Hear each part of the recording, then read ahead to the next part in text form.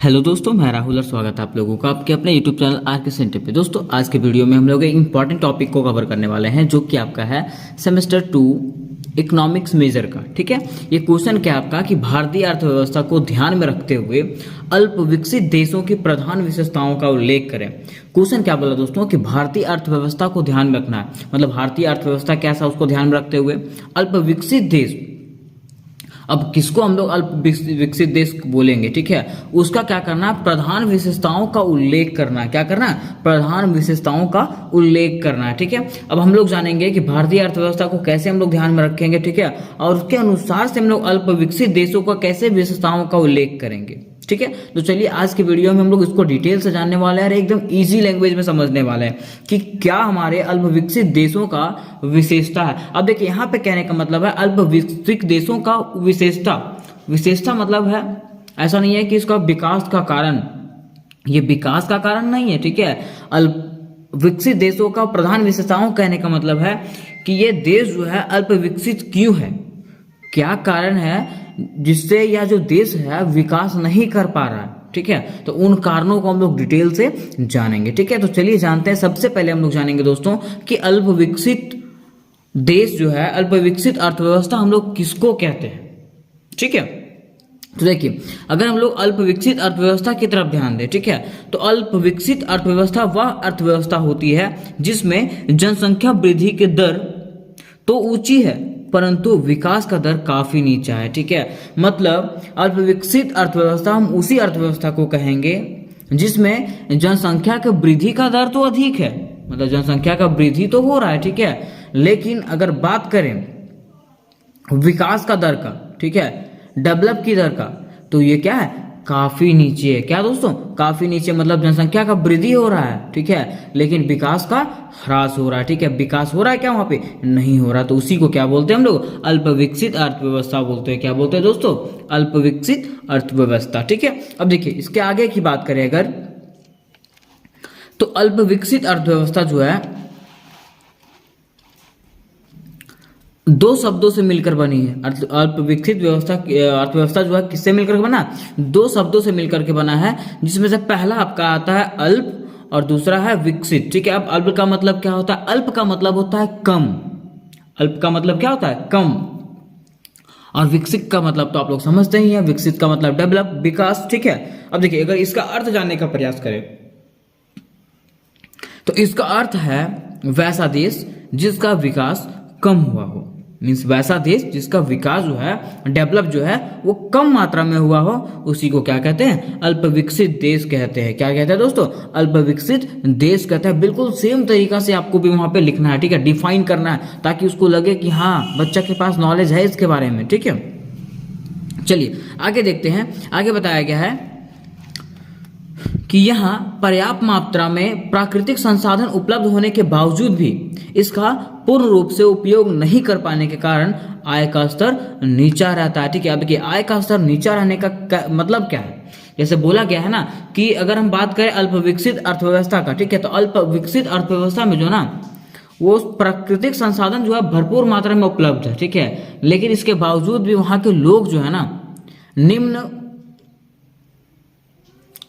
व्यय के दर के कारण जो है ना उसका उपयोग सही से कर पाते नहीं है। ठीक है, तो उसी का कारण उसका क्या होता है, आय का स्तर भी क्या होता है, नीचा होता है। ठीक है, जैसे मान लीजिए आपका होटल है, ठीक है, आप होटल को चला ही नहीं रहे तो आपके पास पैसा आएगा क्या, नहीं आएगा। ठीक है, तो इसी प्रकार से है कि आपके पास संसाधन उपलब्ध है, ठीक है, संसाधन उपलब्ध है, लेकिन आप उस संसाधन का प्रयोग ही नहीं करेंगे तो आपके पास पैसा आएगा, नहीं आएगा। तो वही बताया गया है कि यहाँ के अर्थव्यवस्था में जो है ना संसाधन जो है भरपूर मात्रा में उपलब्ध है, लेकिन यहाँ के लोग जो हैं उनको पता नहीं है कि किस प्रकार से इन संसाधनों का प्रयोग करें। ठीक है, वो इस चीज से अपरिचित हैं। ठीक है, यहाँ के लोग, जिसके कारण यहाँ पे गरीबी बढ़ते जा रहा है।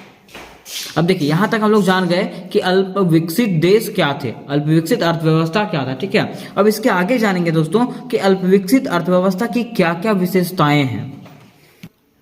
अब देखिए आगे अगर हम लोग बात करें कि अल्प विकसित देशों की अर्थव्यवस्था कि इसके क्या क्या विशेषताएं थी। ठीक है, तो इसके विशेषताएं में बहुत सारे गुण आते हैं। ठीक है, अब गुण का मतलब, विशेषताएं का मतलब क्या है, तो विशेषताएं कहने का मतलब ये नहीं है कि इसका विकास कैसे हो रहा है। ठीक है, इसका विकास का मतलब इसका विकास का अवरोधक क्या था, इसका विकास क्यों नहीं हो रहा था। अल्प विकसित देश कहने का मतलब क्या है, अल्प विकसित मतलब कम विकसित, ठीक है।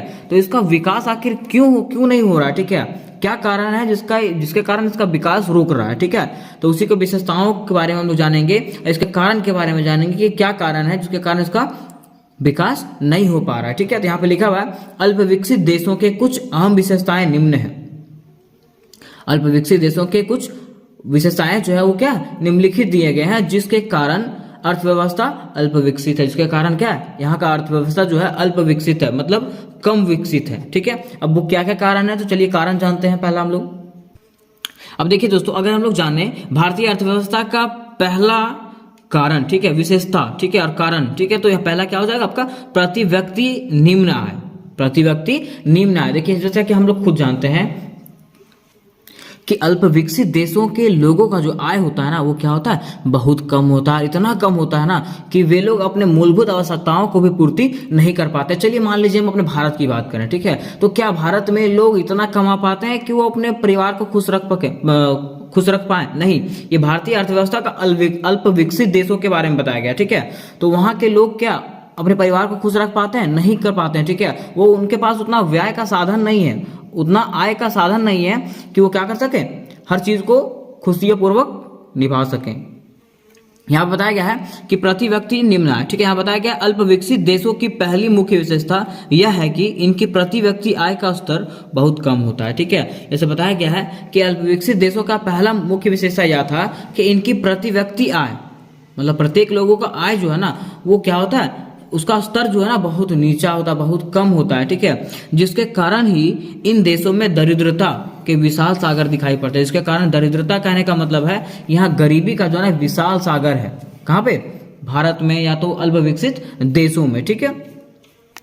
ये आपका पहला कारण हो गया। अब अगर दूसरे कारण की बात करें तो दूसरा कारण आपको हो जाएगा जनसंख्या की तीव्र वृद्धि। क्या हो जाएगा, जनसंख्या की तीव्र वृद्धि। जैसा कि हम लोग खुद देख रहे हैं, भारत में भी देखते हैं, ठीक है, यहाँ का जनसंख्या का वृद्धि क्या हो रहा है, दिनों प्रतिदिन क्या हो रहा है, बढ़ते जा रहा है, ठीक है। आज 1 गुना है तो कल 2 गुना हो जा रहा है, मतलब प्रतिदिन जो है ये जनसंख्या जो है क्या हो रहा है, बढ़ते जा रहा है, ठीक है। तो अल्प विकसित अर्थव्यवस्था का जो है ना विकास ना होने के कारण क्या है, ये भी एक अहम भूमिका निभाता है। कैसे, देखिए बताया गया है अल्प विकसित देशों की दूसरी सबसे बड़ी कारण यह है कि यहाँ जनसंख्या अधिक होता है। अल्प विकसित देशों की बात करें अगर, तो इसका सबसे बड़ा कारण, जो दूसरा सबसे बड़ा कारण यह है कि यहाँ जो है ना जनसंख्या अधिक होता है। जनसंख्या के मामले में ये क्या होता है, कठोर होता है, मतलब यहाँ पे अधिक जनसंख्या होती है, ठीक है। इसके साथ साथ जनसंख्या जो है दिन प्रतिदिन बढ़ता जाता है। अगर हम इसकी बात करें तो यहाँ पे जनसंख्या जो है ना दिन प्रतिदिन क्या होता जाता है, बढ़ते जाता है, ठीक है। यहाँ पे मृत्यु दर कम है और जनसंख्या का वृद्धि दर क्या है, बहुत अधिक है, ठीक है। और यही तीव्र गति से बढ़ती हुई जनसंख्या इनके आर्थिक विकास के लिए समस्या बनी हुई है, ठीक है। और यही जो क्या हो रहा है, तीव्र गति से जो जनसंख्या का वृद्धि हो रहा है, ठीक है, यही किसका कारण बन रहा है, इसके आर्थिक विकास का कारण बना हुआ है। इसके कारण लोग सही ढंग से विकास नहीं कर पा रहे हैं, जिसके कारण यहाँ का जो देश है वो अल्प विकसित ही रह जा रहा है, ठीक है। ये आपका सेकंड पॉइंट खत्म हुआ दोस्तों। हम लोग बढ़ते हैं इसके थर्ड पॉइंट की तरफ। देखिए पॉइंट नंबर 3 है आपका कृषि की प्रधानता। क्या लिखा हुआ, कृषि की प्रधानता। कृषि की प्रधानता का मतलब क्या है, तो बताया गया है अल्प विकसित देशों की तीसरी सबसे बड़ी कारण यह है कि अल्प विकसित देशों में कृषि क्षेत्र की प्रमुखता होती है। अगर हम लोग अल्प विकसित देशों की बात करें तो यहाँ पे जो है ना अधिकतर लोग जो है ना कृषि पे आश्रित रहते हैं। किस पे, कृषि पे ही आश्रित रहते हैं, ठीक है। इन लोगों का मुख्य व्यवसाय जो होता है, कार्य जो होता है वो क्या होता है, कृषि होता है। क्या होता है दोस्तों, कृषि होता है। देखिए बताया गया है अल्प विकसित देशों में जनसंख्या 71% भाग गांव में होती है। जैसा कि हम जानते हैं, अगर हम लोग अल्प विकसित देशों की बात करें तो यहाँ पे जो अधिकतर जनसंख्या जो होती है, यहाँ पे बताया गया 71% जनसंख्या जो है वो कहाँ रहती है, गांव में रहती है, ठीक है। गांव का प्रमुख व्यवसाय हम लोग जानते हैं क्या है, कृषि है। क्या है, कृषि है, ठीक है। तो मतलब यहाँ के जो लोग जो है अधिकतर लोग जो है कृषि पे आश्रित रहते हैं। बताया गया है कि यहाँ जहाँ कृषि ही जीविका का एक प्रमुख साधन है, वो लोग गांव में रहते हैं, ठीक है। और गांव में जो है ना कृषि ही जीविका का जीवन निर्वाहन का सबसे बड़ा कारण और साधन है ये, ठीक है। यहाँ कृषि क्षेत्र में लगभग 70% जनसंख्या कार्यशील होते हैं। अगर बात करें तो यहाँ पे जो है ना 70% मतलब 100 में जो है ना 70% जनसंख्या जो है किस में आश्रित रहती है, कृषि पे ही निर्भर रहती है और इसी में ही कार्यशील रहती है, ठीक है। जिसके कारण इनके फसलों की मूल्य में गिरावट होती है। जैसे मान लीजिए यहाँ बताया गया कि फसलों के मूल्य में गिरावट होता है, कैसे होता है, जैसे मान लीजिए आप बड़ी मात्रा में कुछ चीज का उत्पादन कर देते हैं, ठीक है, तो वो बाजार में उसकी मांग कम रहेगी और आप बड़ी मात्रा में उसका उत्पादन कर दीजिएगा तो उसका रेट तो खुद ही कम हो जाएगा, लोग कम कीमत पे उसको खरीदना चाहेंगे, लोग चाहेंगे ही नहीं कि हम उसको खरीदें, तो है ना। तो ऐसे में क्या होता है कि वो जो फसल रहता है ना उनके मूल्य में क्या होता है, गिरावट होता है। और जिस प्रकार किसान मेहनत करता है उनके मेहनत का फल जो है उन लोगों को मिल पाता नहीं है, जिसके कारण ये किसान जो है ना, और यहाँ पे किसान का जो क्षेत्र है अल्पविकसित देश, वो हमेशा क्या रहता है, उसका विकास हो पाता नहीं, यार वो कमजोर ही रह जाता है, ठीक है। अब देखिए इसके आगे अगर हम लोग बात करें इसके चौथे पॉइंट की तरफ, ठीक है, तो चौथा पॉइंट इसका क्या है, गरीबी का उच्च दर, ठीक है, गरीबी का उच्च दर। देखिए यहाँ पे भारत के बारे में बताया गया था दोस्तों, भारतीय अर्थव्यवस्था के बारे में बताया गया था। तो हम लोग जैसा कि जानते हैं कि भारत में जो है ना गरीबी का जो क्षेत्र है वो बहुत ज़्यादा अधिक है। तो वैसे ही अल्प विकसित देशों में जो है ना, अल्प विकसित देशों का पिछड़ा रह जाने का कारण, मतलब पीछे रह जाने का कारण क्या है, यहाँ की गरीबी है। यहाँ की जो जनता जो है ना वो क्या है, गरीब है, ठीक है। और यहाँ की जनता का जनसंख्या वृद्धि इतना अधिक है कि तीव्र गति से जनसंख्या वृद्धि होने के कारण इन देशों के लोग अपना आर्थिक विकास नहीं कर पाते हैं, ठीक है। अगर बात करें यहाँ के वृद्धि के बारे में, जनसंख्या वृद्धि के बारे में, ठीक है, तो यहाँ का वृद्धि गाँव में जो है ना जनसंख्या की वृद्धि इस प्रकार से होता है, इतना तेजी से होता है ना कि उन लोगों के पास खुद ही खाने पीने का पैसा नहीं बचता, ठीक है, तो वो लोग दूसरे को कहाँ से खिलाएंगे, जिसके कारण इसका विकास क्या हो जाता है, अवरुद्ध हो जाता है, मतलब रुक जाता है। मीन्स अगर बात करें कि यहाँ के आर्थिक विकास का, ठीक है, तो आर्थिक विकास ना होने का कारण क्या है, गरीबी का उच्च दर है, ठीक है। यहाँ पे गरीबी के कारण इन लोगों का जो है आर्थिक विकास नहीं हो पाता है और इन लोग का देश जो है क्या हो जाता है, अल्प विकसित ही रह जाता है, मतलब विकास कर पाता नहीं है, ठीक है। आगे अगर बात करें इसके 5वां पॉइंट के, ठीक है, तो इसका 5वां पॉइंट क्या हो जाएगा दोस्तों, जीवन निर्वाह का निम्न स्तर, जीवन निर्वाह का निम्न स्तर। देखिए जीवन निर्वाह का निम्न स्तर कहने का मतलब है यहाँ के जो अल्प विकसित देश हैं, ठीक है, यहाँ के अधिकतर लोग जो है ना निर्धनता, कुपोषण, बीमारी और अशिक्षा की स्थिति में रहते हैं, ठीक है। किसके स्थिति में, निर्धनता। हम लोग जानते हैं निर्धनता मतलब क्या होता है, गरीब होता है। कुपोषण, जब ये लोग को खाने पीने का सुविधा नहीं मिल पाता तो लोग कुपोषण का शिकार हो जाते हैं। बीमारी, जब उन लोग को स्वस्थ खाना नहीं मिल पाता तो लोग बीमार भी हो जाते हैं। और हम लोग ये भी जानते हैं गांव के लोग जो है ना वो लोग शिक्षा पे भरोसा करते नहीं है, तो अधिकतर लोग क्या हो जाते हैं, अशिक्षित ही रहते हैं। तो उसी स्थिति में यहाँ के लोग रहते हैं, ठीक है। और जब इस स्थिति में रहेंगे तो क्या इन लोगों के पास मानसिक रूप से सोचने का शक्ति रहेगा, नहीं रहेगा, ठीक है। और जब नहीं रहेगा तो इसी के कारण क्या होता है, यहाँ की जनता जो है ना अपनी मूलभूत आवश्यकताओं को भी पूर्ति नहीं कर पाती। और मूलभूत आवश्यकताएं क्या है इसका, भोजन, वस्त्र, मकान, ठीक है, ये इनके मूलभूत आवश्यकताएं हैं, ठीक है। और ये आवश्यकताओं को भी वो लोग पूर्ति नहीं कर पाते हैं, ठीक है।